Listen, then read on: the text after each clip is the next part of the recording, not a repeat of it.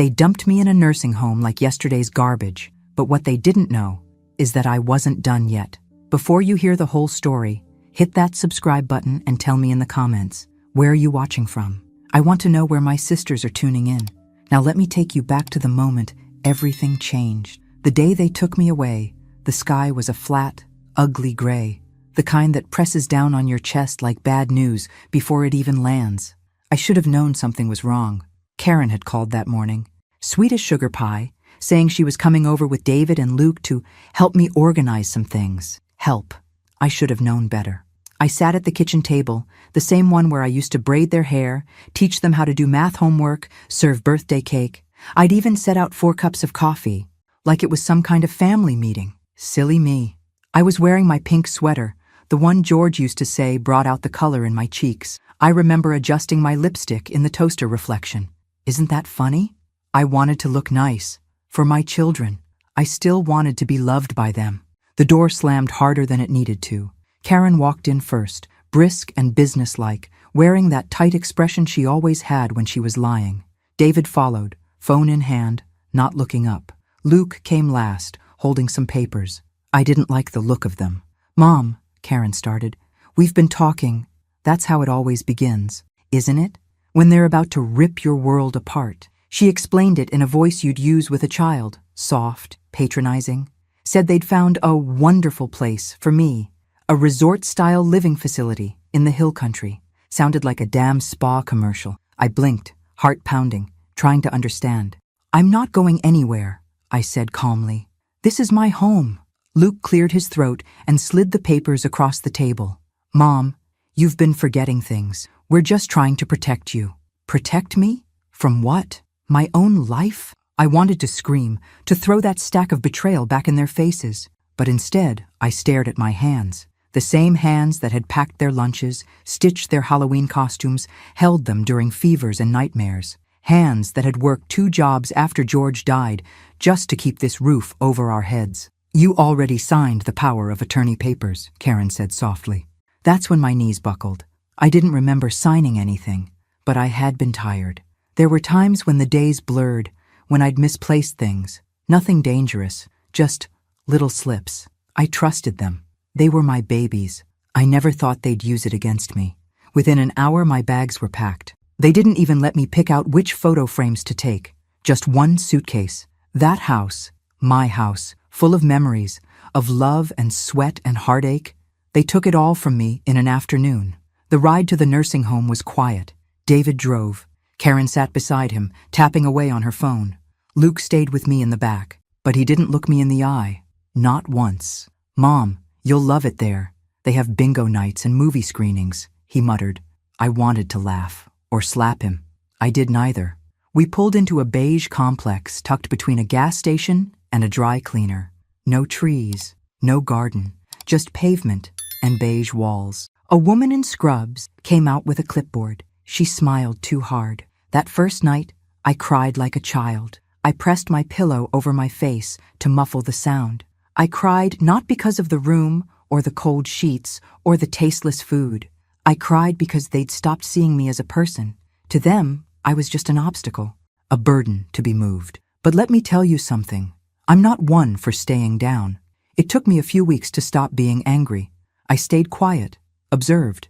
I saw the staff, kind but overworked. I saw the other residents, ghosts in cardigans, silent companions in the waiting room of life.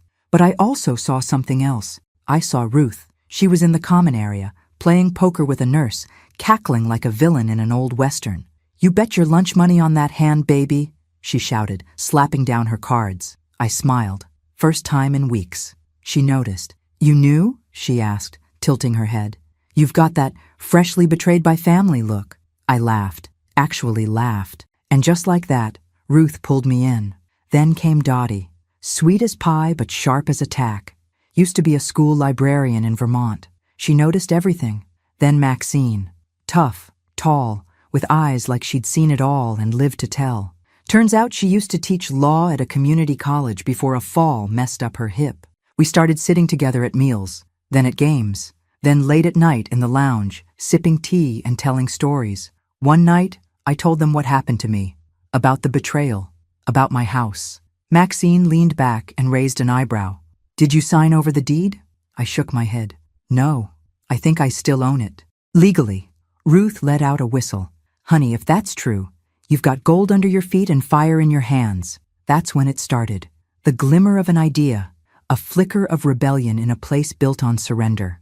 I wasn't just going to sit there and rot. If they thought they'd thrown me away, they were about to learn exactly who they'd messed with. I was Eleanor Grace Miller, mother, widow, survivor, and I was about to set the world on fire. It started with a drawer. Room in Oak Hills. Senior living was just big enough for a twin bed, a dresser, and a narrow closet that smelled faintly of antiseptic and peppermint gum. I had unpacked my single suitcase with a kind of robotic numbness until I opened that last drawer and found it tucked in the corner. My old leather folio, the one I used to keep important papers in. My fingers trembled as I unzipped it. Inside was the original deed to my house, still in my name. Still legal. No signature from Karen. No stamp from a notary. Just mine. I sat down hard on the bed, the papers shaking in my lap. All the emotions I'd buried, shame, heartbreak, rage, came rushing back in a flood. My children had planned to sell my house. They hadn't done it out of love or concern. They wanted my home for themselves, probably to fix it up and sell it to some young couple for a profit. I clutched that deed like it was the last piece of me they hadn't stolen. And for the first time since George's funeral, I prayed. Not for strength, not for peace. I prayed for clarity, for a sign. And it came the next morning. Ruth barreled into the dining hall, wearing her lavender sweater with the rhinestone buttons. Guess who's back from her son's wedding? Maxine. And she's got stories. That was how Maxine rejoined our little circle. She'd been gone for a week to attend her youngest son's wedding in Austin. And from the way she rolled her eyes while pouring her black coffee, it hadn't gone well. New wife's a Botox doll, she muttered. Wouldn't know a book if it hit her in her lip fillers. We laughed, but I was distracted. I waited until breakfast was done, until the nurses had turned their attention to the resident who kept trying to flush magazines down the toilet, and I pulled Maxine aside. I need your help, I whispered. That afternoon, in the privacy of Maxine's room, she had a private, of course, she always found a way. We spread the documents across her desk. She looked at the deed, the copy of my will, and the medical POA that I now remembered vaguely signing after a bad fall last year.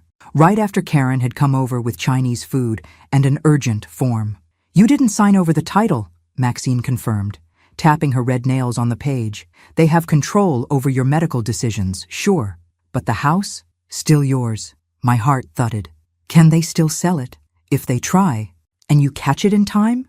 No, but if they forge your signature, she trailed off. I gritted my teeth. Then I need to sell it first. She looked at me like I'd just grown wings. You serious? I want to sell my house. Take that money and get out of here. I want to live before I die, Maxine. And then she did something I didn't expect. She smiled. It took a few days to work out the details. We roped in Ruth, who claimed she once dated a real estate agent and still had his number, though he's probably bald and divorced now. Dottie helped us navigate the facility phone rules and set up a Gmail account on the community center's public computer.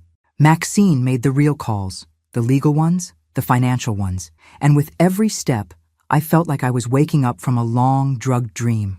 Every time I walked past the nurse's station, I smiled. Every time Karen called to check in with her fake sweet voice, I played the part of the docile mother, grateful and declining visitors. But in truth, I was preparing my exit. The sale went fast. Turns out, my neighborhood was a hot spot for tech workers and young families. The buyer offered full asking price within hours of the listing. I didn't even have to meet them. The transaction happened through Maxine's old law contact, Jack Winston, a grumpy but brilliant old man who still owed her a favor from a case, and we wired the money to a new account in my name. Dottie had helped me set it up online, using the facility's public Wi-Fi. It wasn't hard. No one suspects little old ladies of plotting revolutions. But the final step was the hardest. I had to disappear before they found out. We picked a Friday night. Most of the staff would be distracted with bingo night in the rec room, and Ruth had bribed one of the younger aides with a bottle of perfume and a pizza to forget checking in en route. I had one small suitcase, my passport, a printed itinerary, and 3 one-way plane tickets. I left a single note on my pillow. Don't look for me. I've gone to find the life you stole from me. Eleanor. We rode in silence to the airport, the three of us crammed into an Uber with broken air conditioning and a driver who didn't ask questions. The terminal lights felt like heaven. I had to bite my lip to keep from crying. Rome. That was our first stop, a place I'd only seen in movies, dreamed of in silence. Now it was real. As the plane took off, I looked out the window. The Texas lights sparkled below like the tears I refused to shed. I didn't know what would happen next. I didn't know how long we'd last or how far we'd go. But I knew this much. They took everything from me. Now I had nothing left to lose, and that made me the most dangerous woman in the world. Rome smelled like fresh bread, old stone, and something sweet I couldn't quite name. Maybe freedom, maybe joy, maybe revenge. It was my first time on a plane in over 20 years. My legs cramped, my back ached, and I hadn't slept a wink, but I couldn't stop smiling. Ruth snored beside me the entire flight, head bobbing like a pigeon. Dottie held my hand during takeoff and whispered every prayer she knew in both English and half-remembered Latin. Maxine read a paperback thriller and sipped tomato juice like we were on a cruise, not fugitives on a mission of redemption.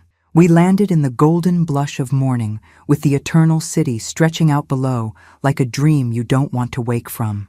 Cobblestone streets, flower boxes hanging from windows, a man playing violin by a fountain. My God, I wanted to cry. We checked into a small pensione in Trastevere, nothing fancy, just clean sheets, warm bread in the mornings, and a view of ivy-draped buildings that made you believe in poetry again. The clerk didn't blink when 4 American women with gray hair and suspiciously few suitcases walked in. I suppose Rome had seen stranger things. That first day, we walked until our feet gave out. Ruth bargained with a street vendor for scarves we didn't need. Dottie bought postcards and wrote one to her high school sweetheart, who'd passed away 15 years ago. Maxine flirted with a cafe owner named Luca, who brought us tiramisu on the house. And me?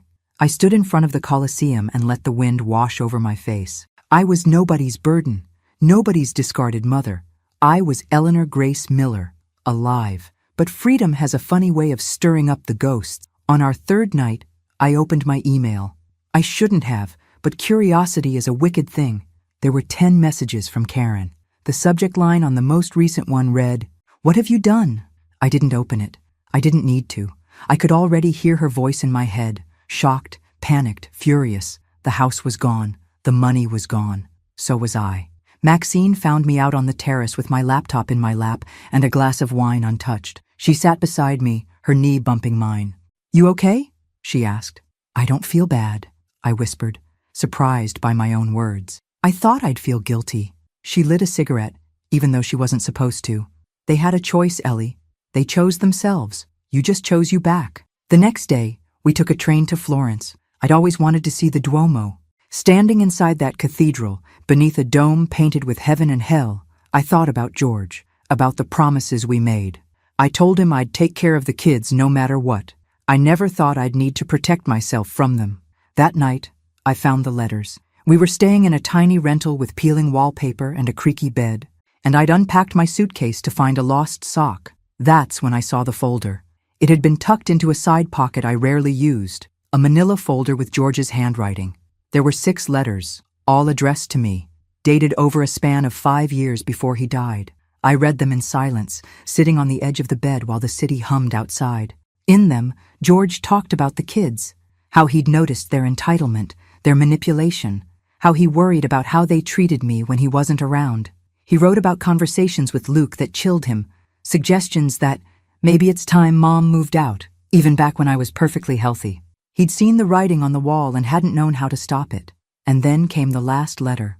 It was written just weeks before his heart gave out. "Ellie, if you're reading this, I hope to God I was wrong, but if they've turned on you, if you're alone, please remember this. You are worth more than what they've made you believe. Don't let them bury you before your time. Fight back, in whatever way you can. You've always been stronger than me." I cried like a baby. I clutched that letter to my chest and rocked on that bed, the pain of it and the love of it washing over me like fire. He knew. Even then, he knew. The next morning, I told the girls everything. Ruth was the first to speak. "Then we raise hell," she said. Maxine leaned in. I know a guy who still has contacts in media. We tell your story. All of it. Dottie nodded, eyes wide. We go public. Elder abuse, financial betrayal. You're not the only one, Ellie. You could help others. And just like that, my quiet escape became a mission. We reached out to Jack Winston again, who helped us write the story. He sent it to a journalist friend in New York, Megan Luce, with a syndicated podcast and a following of older women hungry for truth. Within days, Megan called. She wanted to fly out to meet us. Said she'd been looking for a story like this for years. And while we waited, we traveled. Venice, Nice, Lisbon. Everywhere we went, we danced. We laughed. We took pictures that looked like they belonged in a calendar for fierce grandmothers. And deep down, I knew something was shifting inside me. I wasn't just surviving anymore. I was healing. But as I stood on a beach in Portugal, the wind in my hair and the surf licking at my ankles, my phone buzzed. A number I didn't recognize. I picked up, expecting a hotel confirmation. Instead, I heard a voice I hadn't heard in years. Grandma? I nearly dropped the phone. It was Emily, my youngest granddaughter. She was crying. I found you, she said. Please, don't hang up. My heart stuttered in my chest. Emily, I know what they did. Mom and Uncle Luke. I saw the letters. I saw the podcast. I just want to talk to you. Please. And just like that, the ground shifted again.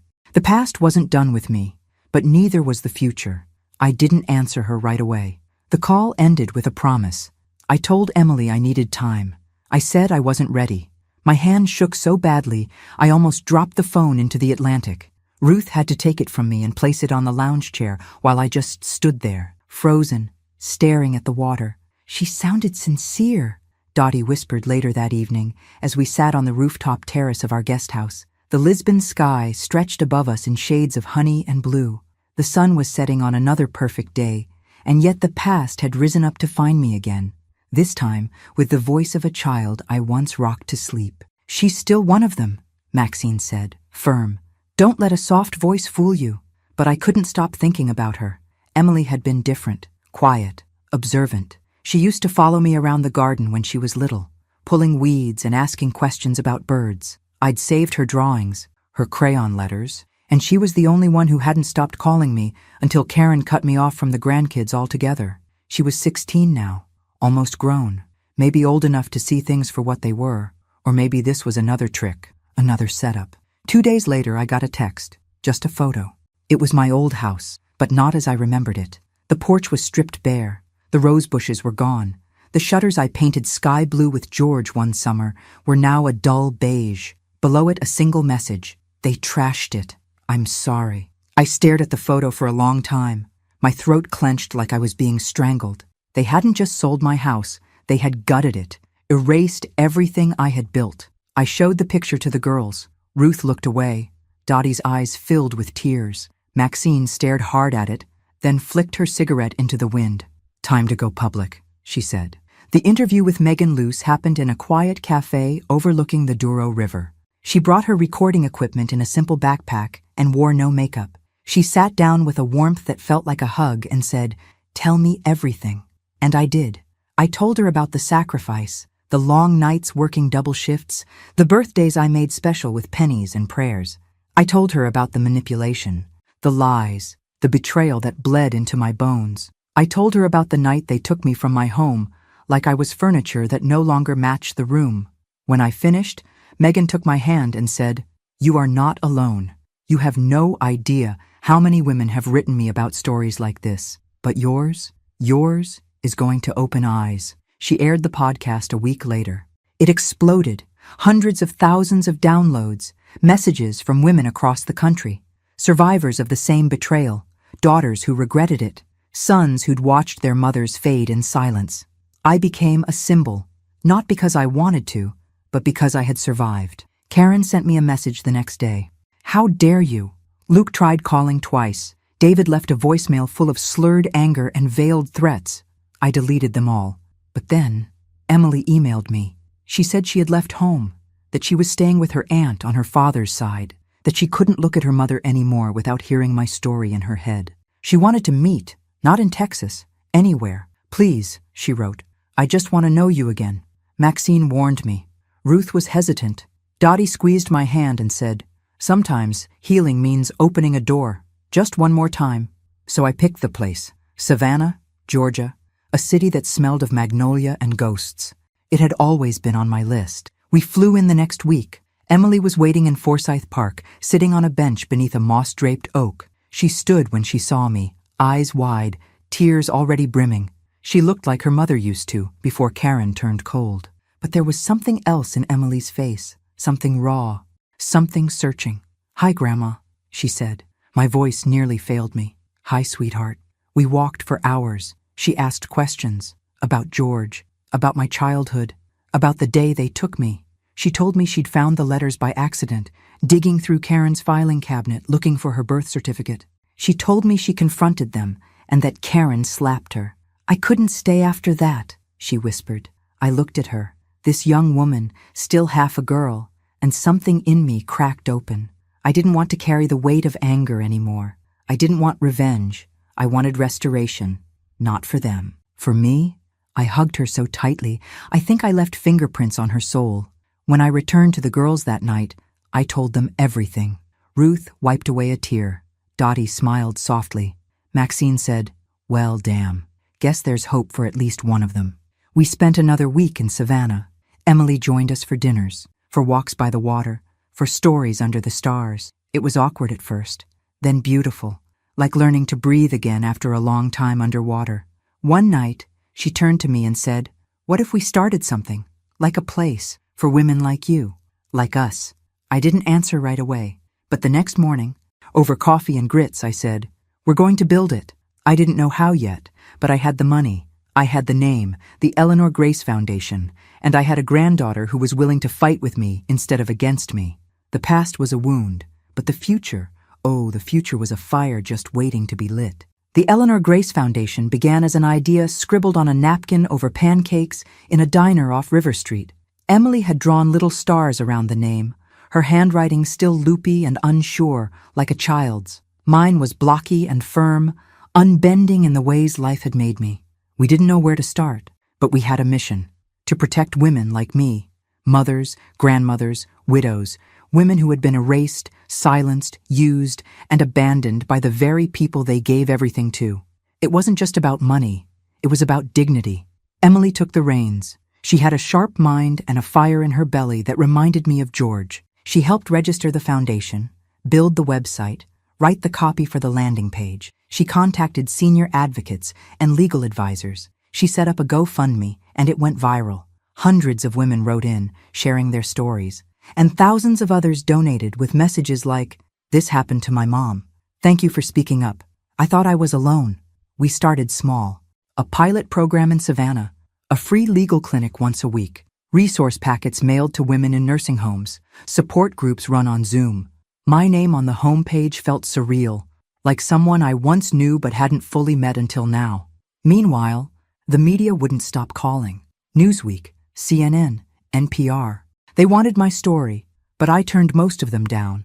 I wasn't a spectacle. I wasn't a trend. I was a woman who'd survived and built something from the ashes. I didn't want attention. I wanted impact, but one interview I agreed to was with a local Savannah station. The reporter, a woman my age named Lorraine, asked gently at the end, "If you could say one thing to the people who put you in that nursing home, what would it be?" I looked at the camera. My voice didn't shake. "I forgive you, but I'll never forget who I became because of you." That clip went everywhere. Karen saw it. She left me a voicemail after 6 months of silence. I never listened to it. Didn't need to. Whatever she had to say, she'd had decades to say it before. The chapter was closed. Luke tried to sue me, claimed I stole the house out from under them. The judge dismissed the case in less than 10 minutes. I didn't even show up in person. Maxine did, and from what I heard, she destroyed him in her closing statement. David moved out of state. I haven't heard from him since. Fine by me. And Emily, she became my shadow and my star.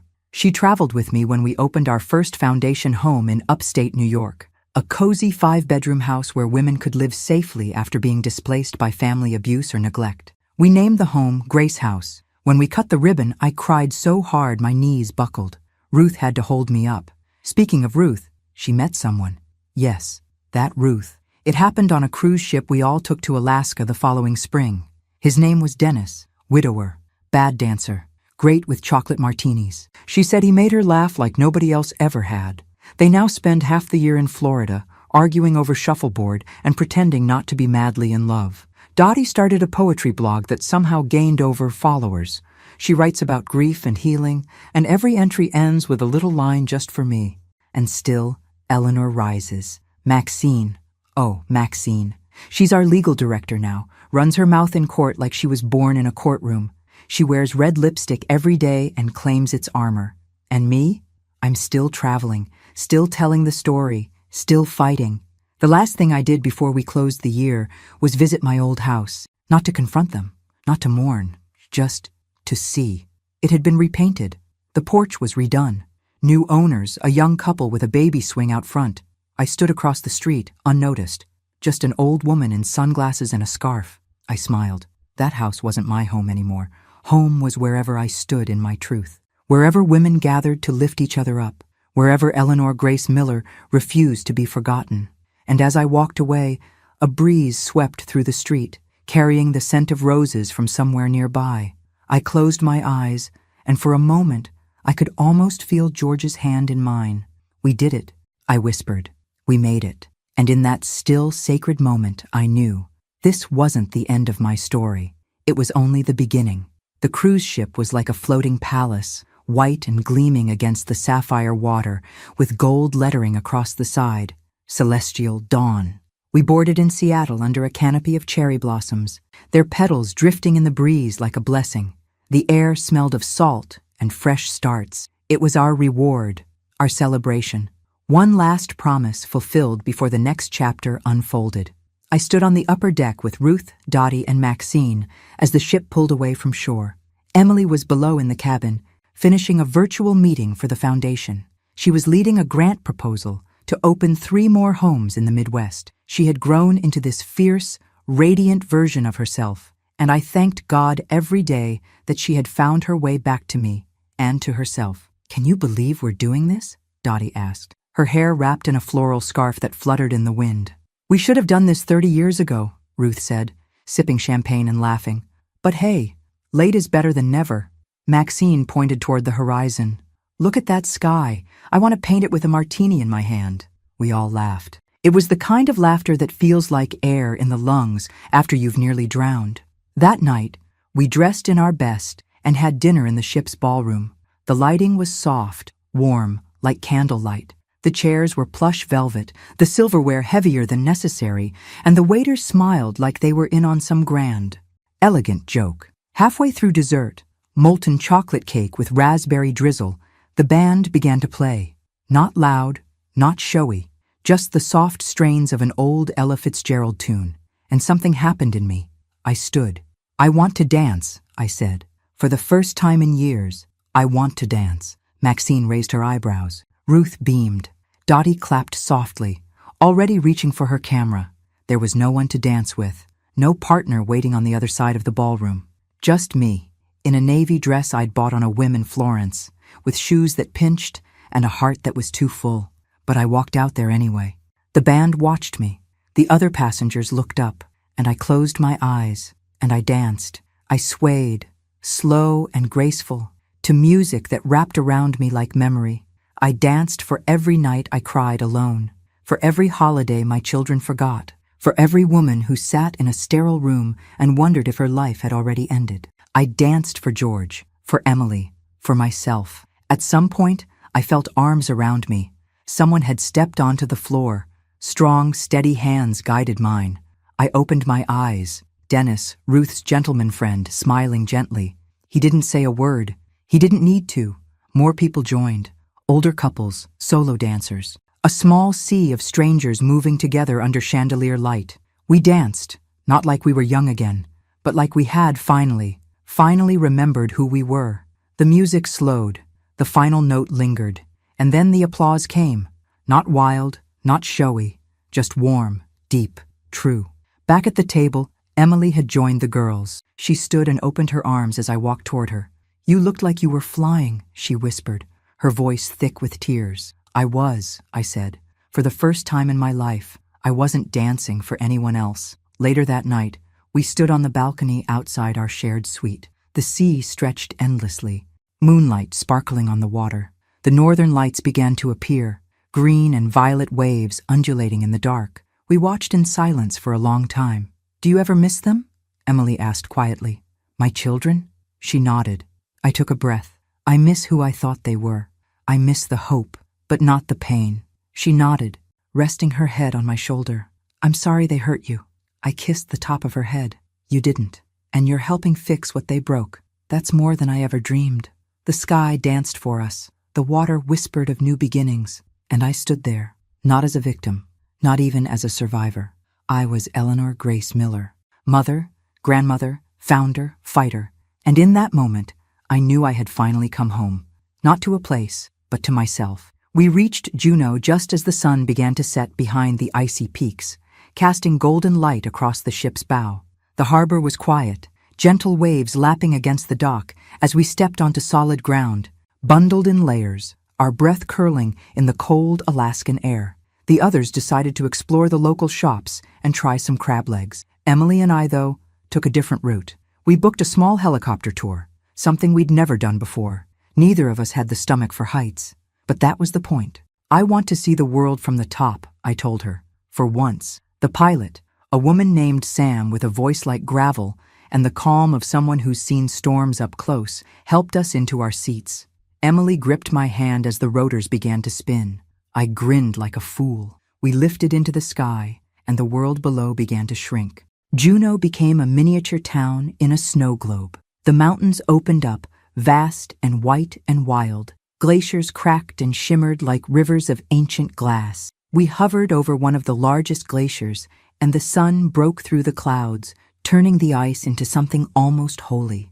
I'd never seen anything so vast, so untouched. It made me feel small, not in a bad way, but in a beautiful, awe-filled way, as if everything I'd endured was a prelude to this moment. "I'm glad you didn't give up," Emily said softly over the headset. I turned to her, tears stinging my eyes. "I almost did, you know, but then you called." She squeezed my hand. "I think you saved me too." We landed on a flat stretch of ice, wrapped in thermal blankets as we stepped out into the crisp air. It was just us and the silence of snow, the kind that hushes everything. Pain, memory, fear. I took out the last letter George had written, the one I'd carried with me all this time, and I let it go. I watched it drift across the ice, carried by the wind, weightless. It fluttered, spun, and disappeared into the white. It was time to stop carrying the weight. Later that night, we returned to the ship and found the others waiting with champagne. "To Eleanor," Ruth toasted, holding her glass high. "The fiercest damn woman I've ever met." "To Grace," said Dottie. "In every form she comes in." "To second chances," Maxine added, and winked, and Emily leaned in, clinking her glass gently to mine. "To beginnings." We drank under the stars, wrapped in blankets and love. Laughter echoed across the deck, carried by the sea. And when I closed my eyes that night, I dreamed not of the past, but of all the mornings still ahead. Not as a mother forgotten, not as a woman discarded, but as Eleanor Grace Miller, reborn, redeemed, and finally, irrevocably free. The final morning of the cruise arrived wrapped in fog and a quiet stillness, the kind that makes you feel like the world is pausing just long enough for you to say goodbye. I stood at the rail of the ship, coffee in hand, watching the coastline of Alaska slip further behind us. I thought I'd feel sad, but I didn't. I felt full. Emily joined me, still in pajamas and a wool scarf wrapped haphazardly around her neck. "Today feels different," she said. "It is," I replied. "It's the last day of running." She looked confused. Running from what? I turned to face her fully. From grief? From guilt? From everything I thought I failed to be? Her eyes softened. "You didn't fail, Grandma. They did." I smiled gently. "Maybe, but I don't want my life to be defined by what others did to me. I want it to be defined by what I chose to do anyway." After breakfast, we held a small ceremony. Just the 5 of us. We gathered in the private lounge, away from the crowds. There was no stage, no speeches, just stories. We took turns sharing the names of women we'd known who were lost to silence, who were discarded or forgotten. Ruth spoke of her sister. Dottie read a poem she'd written the night before. Maxine lit 5 candles, one for each of us, and one for every woman we'd met on our journey who never got to live hers freely. And I told the story of my life, not the pain, not the betrayal, but the parts I'd rediscovered, planting tomatoes with George, rocking babies on the porch, dancing barefoot in the kitchen to old Motown records. I told them about my first kiss behind the bleachers, the time I hitchhiked across the state line with my best friend at 17, the Christmas I surprised the kids with a puppy named Comet. I told them about the fire inside me, and I told them how, for years, I let others pour water on it. But here's the thing about fire, I said, voice steady. If you protect the spark long enough, it will burn again. We each took our candle and set it afloat in a glass bowl, watching the flames drift and flicker on the water's surface. I looked around at the women who saved me, who reminded me who I was, and at Emily, my legacy, and my future. I'm going home, I said softly. 4 heads turned toward me. I'm not going back to Texas, I clarified, but I'm building something permanent, a real place, a headquarters for the foundation, a retreat, a home for any woman who needs one. Maxine grinned. Where? I took a breath. Where it all began. Savannah. They all nodded. It made sense. It always had. 6 months later, Grace Haven opened its doors. It was a white 2-story house with green shutters and a wide porch that wrapped around like arms ready to embrace. We built it with donations, love, and the sheer determination of women who had refused to be erased. Emily became the executive director. Ruth and Dennis hosted monthly supper clubs. Dottie ran writing workshops. Maxine gave legal consultations pro bono every Friday. And me? I sat on that porch every morning with a cup of coffee and watched the world come to us. Women arriving with trembling hands and broken stories, leaving with light in their eyes. Sometimes I told my story. Other times I just listened, because I had learned something powerful. Sometimes the greatest redemption isn't just surviving what they did to you. It's choosing to become someone they never saw coming. Someone stronger. Someone free. Someone unforgettable. My name is Eleanor Grace Miller, and this is my legacy, not in buildings, not in money, but in the fire I passed on, and the women who now carry it forward. It was our first Thanksgiving at Grace Haven. The sun poured through the tall windows, turning the wood floors golden. The air was thick with the smell of cinnamon, roasted turkey, and fresh cornbread. Outside, the leaves had just started to fall in Savannah, reds and oranges blanketing the lawn, crunching under every footstep. There were wind chimes on the porch, whispering memories into the breeze. Inside there was laughter, real laughter, the kind that came from bellies, not politeness. The long dining table, donated by a woman who'd once been told by her husband that she wasn't fit to host, was now covered in mismatched plates and silverware, candles flickering between serving bowls. Around it sat 22 women.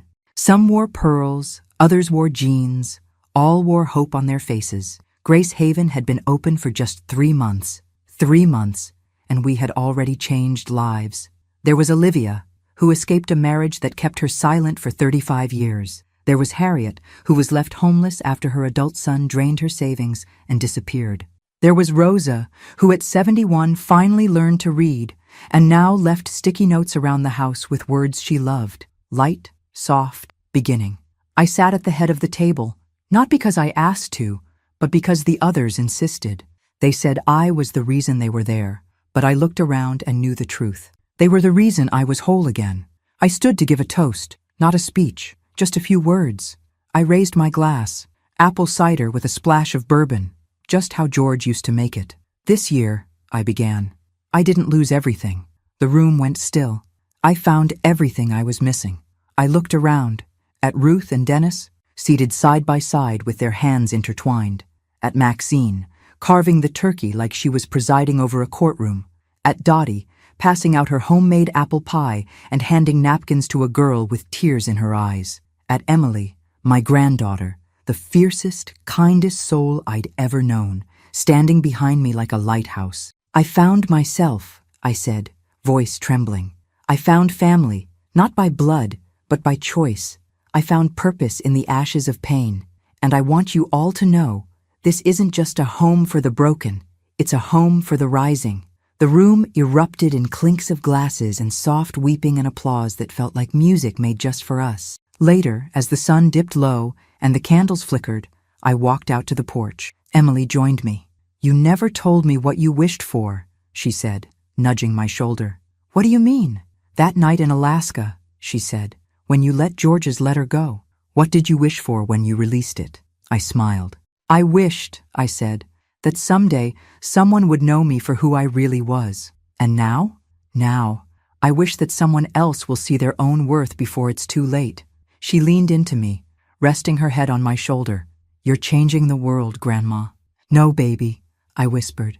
"We are." And we sat there, 2 generations of fire, watching the stars begin to appear, one by one, like tiny promises written across the sky. Winter came softly to Savannah.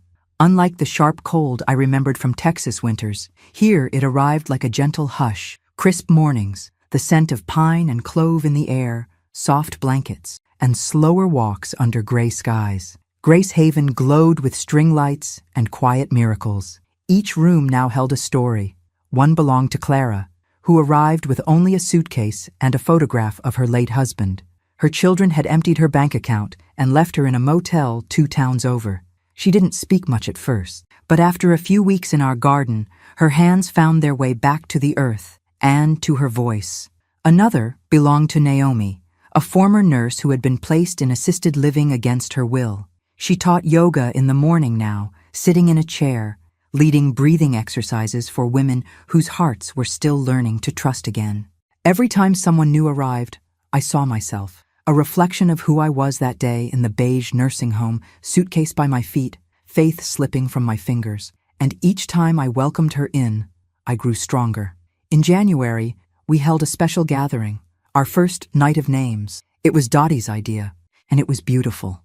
We each stood in a circle, holding a small candle, and said the name of a woman we wanted to honor, a mother, a friend, a version of ourselves we'd left behind. When it came to me, I said simply, "Eleanor Grace Miller, the one who stayed too quiet for too long." And I let that silence stretch. Not out of grief, but respect. That woman, that version of me, deserved to be remembered too.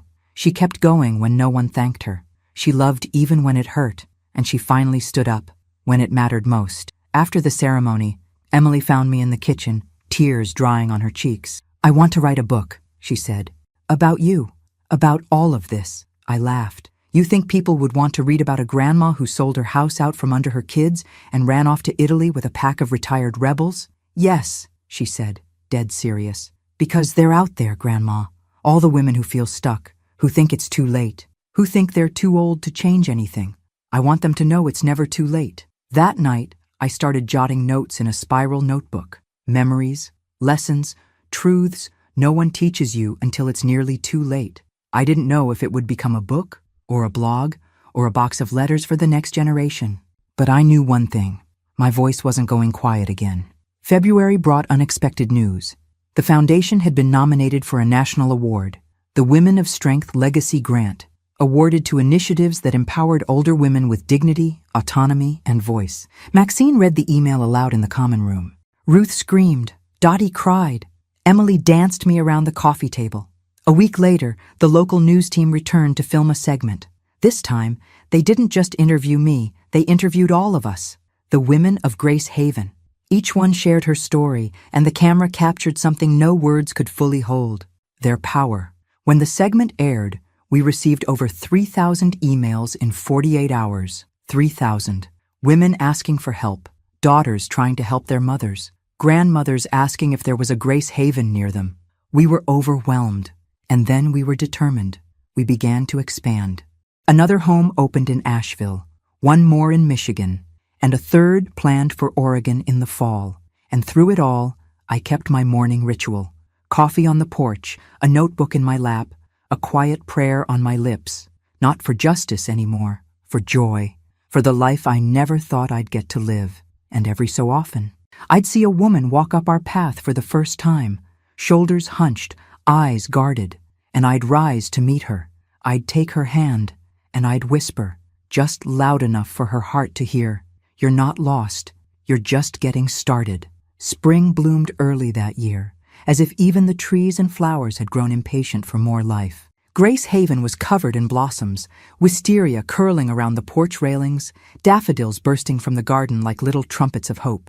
Everything smelled fresh, alive, like the world itself had turned a page. And I, Eleanor Grace Miller, was finally ready to write the next chapter. Emily's book idea had taken root. We called it Not Done Yet. She had taken my stories, my letters, and pieces of the women I'd met along the way and turned them into something more beautiful than I ever could have imagined. It wasn't just my memoir. It was a testimony, a declaration. We launched it with a garden party right here at Grace Haven. We invited every woman who had ever passed through our doors and their families. Yes, even some of the children who had once been the reason they came to us in the first place. People do change. Not all, but some. Enough to give you a little more faith in this world. Karen didn't come. David didn't write. Luke sent a bitter message through a lawyer, saying the book defamed him. We didn't reply, but Emily's parents, her father and stepmother, came, and they brought flowers. "Thank you," her father said to me, his voice low, "for giving her back to us stronger." That night, after the guests had gone, after the lights were taken down and the cake plates stacked in the sink, I sat on the porch again. Same chair, same mug, same stars above, and I finally let myself remember everything. Not just the pain, but the love too. George, the babies I held, the home I once had, the silence I endured, the fight I found, and the legacy I'd built with bare, battered hands. Maxine joined me, a blanket over her lap. Ruth and Dennis waved goodnight from their little cottage across the garden. Dottie was already inside, working on a new poem about reclaiming your bloom. Maxine nudged my arm. "You did it, you know." "Did what?" "You rewrote the ending." I looked at her, eyes soft with the kind of peace that comes only after the storm. "No," I whispered. "I just started telling the truth." She chuckled, that gravelly, no-nonsense laugh that had carried us through the worst of it. And in that moment, I felt it. I wasn't waiting anymore. Not to be chosen, not to be heard, not to be seen. I was here, fully. And for every woman who'd ever felt small, who'd ever been pushed aside or silenced or forgotten, I left these words, carved not in stone, but in the hearts of everyone we touched. You are not too old. You are not too late. You are not done yet. And neither was I. The day the award letter arrived, I was making lemon bars in the kitchen with Emily. The sunlight poured through the windows, warm and syrupy, catching on the flower dust in the air. We were laughing, God laughing, about something ridiculous Ruth had said the day before. The way her dentures had flown halfway across the table during a heated game of Scrabble. And then the mail came. It wasn't fancy, just a cream-colored envelope with our names typed neatly on the front. Eleanor G. Miller and Emily Grace Weston, the Eleanor Grace Foundation. Emily opened it first. Her hands trembled halfway through, and she passed it to me without a word. I took it, heart slow and heavy, and read, "Congratulations. You have been awarded the Women of Strength Legacy Grant. In recognition of your tireless work empowering women over and restoring dignity to those too long forgotten, we honor you with a lifetime endowment to continue and expand your mission." I sank into the nearest chair. Not because of the money, though Lord knew it would help us build 3 more Grace Havens by year's end. It was the words, "We honor you." No one had ever said that to me before. Emily knelt beside me, her face glowing. "You did this," she said. "You made this world." "No," I whispered. "We made it together." We held a celebration the following weekend, not just for the grant, but for the lives we had helped repair. Over 100 women gathered in the garden, some in wheelchairs, some with walkers, some with silver braids and lipstick, some with stories written in the lines around their eyes. There were hugs and reunions, songs sung off-key, and speeches given through tears. They crowned me with a flower wreath Ruth had made herself. A silly thing, really. Daisies and ivy. But I wore it like a queen, because for the first time, I understood what royalty really meant. It wasn't about ruling. It was about rising. That night, after the last lantern had been dimmed and the guests had gone to sleep, I sat in my room, alone. The award certificate rested on the table beside me. Next to it, George's last letter, the copy I'd printed and framed, tucked in the corner with a photo of us from our wedding day. Young, bright-eyed, completely unaware of the world to come. And for the first time in my life, I spoke to him out loud. "I did it, George. You were right. I was stronger than I ever knew." My voice cracked. But I wasn't alone. A soft knock on the door interrupted me. Emily peeked in. "Sorry," she said. "Just wanted to say goodnight." "Come sit," I said, patting the bed beside me. She curled up like she did when she was little, her head on my shoulder. "I'm proud of you," I told her. "I'm proud of you," she whispered. "You turned ashes into light." We sat there, no need for more words, the silence between us full of everything sacred. And when she finally left, I stood at the window, looking out over the garden where so many had healed, where I had healed. And I realized something. This wasn't a second chance at life. It was life, the one I had always deserved. And with the moon glowing above and spring thick in the air, I closed my eyes and smiled, because I had finally come home, not to a house, but to myself. Thanks for listening. Don't forget to subscribe and feel free to share your story in the comments. Your voice matters.